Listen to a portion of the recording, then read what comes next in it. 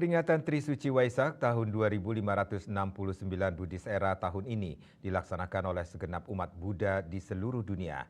Tahun ini Brahma Vihara Arama dikunjungi oleh Biksu Kemaviro Thera. Beliau adalah salah seorang biksu yang aktif memberikan wejangan kepada umat Buddha maupun siapa saja yang ingin berjalan di jalan Dhamma.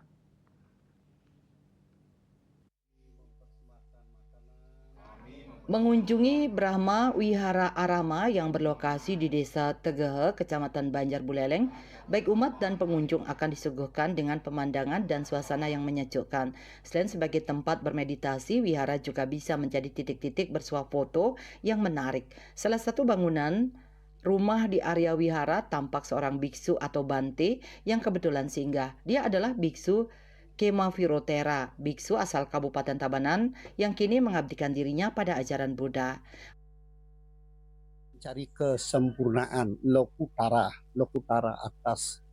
di atas duniawi, lokutara, tingkat-tingkat kesucian, Magapala, Sotapana, Magapala Sakadagami, Magapala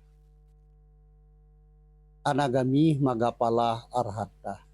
Jadi 4 tingkat kesucian Magapala, jadi 4 pasang makhluk suci. Makhluk sucinya 4, tapi pencapaiannya berpasangan. 1 makhluk suci, 2 pasang. Magapala.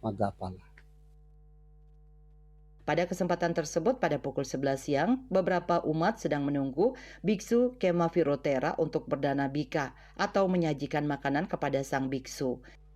Dalam agama Buddha, istilah untuk makanan siang biksu dapat berbeda-beda tergantung pada tradisi dan bahasa yang digunakan. Sebelum sang biku menyantap pindapata atau makanan yang diberikan kepada biksu sebagai bentuk kedarmawanan umat tersebut, sang biksu memimpin doa dan bersama-sama dengan kusuk berdoa mengumpulkan puja dan puji syukur. Ajaran Buddha mendorong biksu untuk mengkonsumsi makanan nabati seperti sayuran, buah-buahan, biji-bijian, dan kacang-kacangan agar tidak menyakiti makhluk hidup lainnya. Yasri Yuli, Bali TV.